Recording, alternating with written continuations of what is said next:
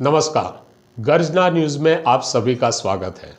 हिंदुस्तान में 5 राज्यों का विधानसभा चुनाव अपनी चरम सीमा पर है।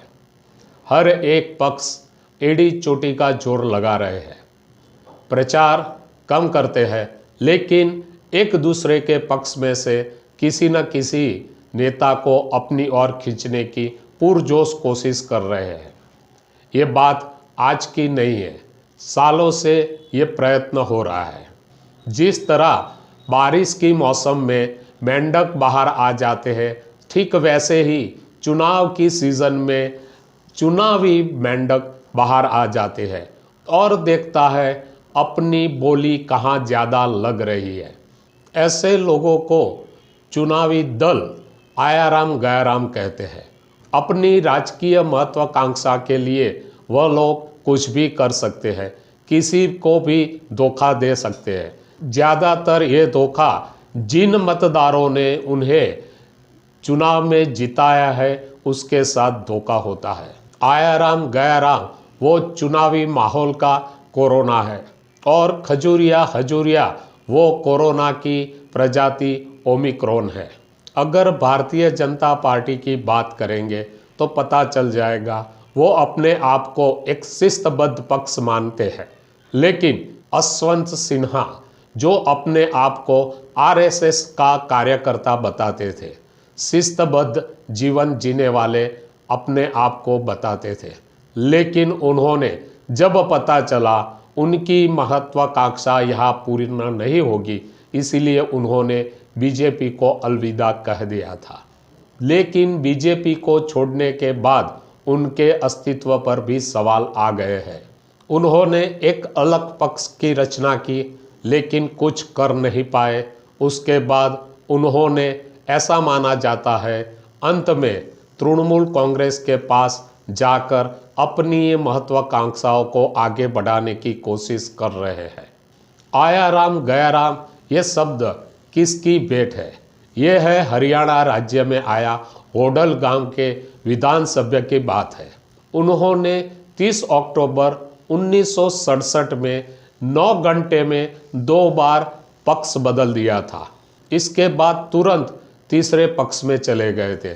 मतलब 15 दिनों में उन्होंने 3 बार अलग अलग पक्ष को अलविदा कहा था। संसद में भी गयाराम की चर्चा बहुत जोरों से हुई थी। 21 नवंबर के दिन केंद्रीय मंत्री वाई चौहान ने कहा था, दल बदलू एक बहुत बड़ी और गंभीर समस्या है। और आगे कहा, गयाराम ने फिर से एक और दल बदल दिया है। तब से दल बदलने वाले लोगों के लिए आयाराम गयाराम शब्द का इस्तेमाल होता है। अगर गयाराम की बात करेंगे तो 1972 में गयाराम आर्य सभा में गए थे। उसके बाद चरण सिंह के नेतृत्व वाले भारतीय लोक दल के साथ जुड़ गए। उसके बाद जनता पार्टी में गए। 1982 में गयाराम ने अपक्ष के तौर पर अपनी उम्मीदवारी नोंदाई थी, लेकिन वो उनका आखिरी चुनाव हो गया था। आज गयाराम को कोई याद नहीं करता, लेकिन दल बदलने वाले को लोग आज भी आयाराम गयाराम कहते हैं। 5 राज्यों में जो अभी चुनाव होने वाले हैं, तभी आयाराम गयाराम का मौसम पुरजोश में खिल रहा है। स्वामी प्रसाद मौर्य बीजेपी को छोड़कर फिर से एसपी में चले गए। स्वामी प्रसाद भी बीजेपी के मुल्क का नेता नहीं थे। कहा जाता है स्वामी प्रसाद मौर्य में ये गयाराम वाला वायरस इनबिल्ट है, क्योंकि सबसे पहले वो बीएसपी में थे। उसके बाद वो समाजवादी पार्टी में चले गए। वहाँ भी जब उन्हें मालूम हुआ उनको टिकट मिलने वाली नहीं है, उसके कारण वो बीजेपी में चले गए थे।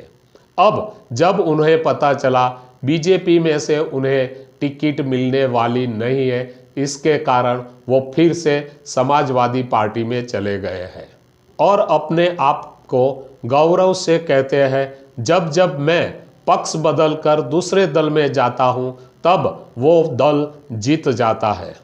हिंदुस्तान की राजनीति की एक कब नसीबी है।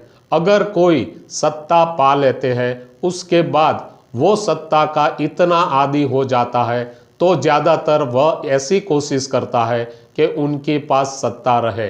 अगर उसको टिकट नहीं मिल सकती तो उनके परिवार में से भी किसी को टिकट मिलनी चाहिए, ऐसा दुराग्रह करते हैं। उत्तर प्रदेश में रीटा बहुगुणा जोशी, जो पहले कांग्रेस में थी, बाद में वो बीजेपी में आ गई थी।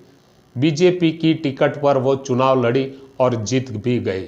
इस बार वह चुनाव लड़ने वाली नहीं है, लेकिन वह चाहती है उनके बदले उनके बेटे को टिकट दी जाए।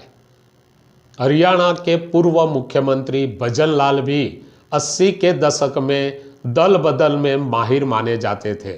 1979 में भजन लाल हरियाणा के मुख्यमंत्री थे।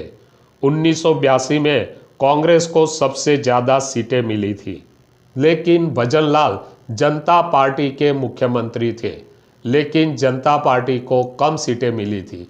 उसके बाद भजन लाल ने अपने समर्थकों के साथ कांग्रेस में जुड़ गए और अपना मुख्यमंत्री पद चालू रखा था।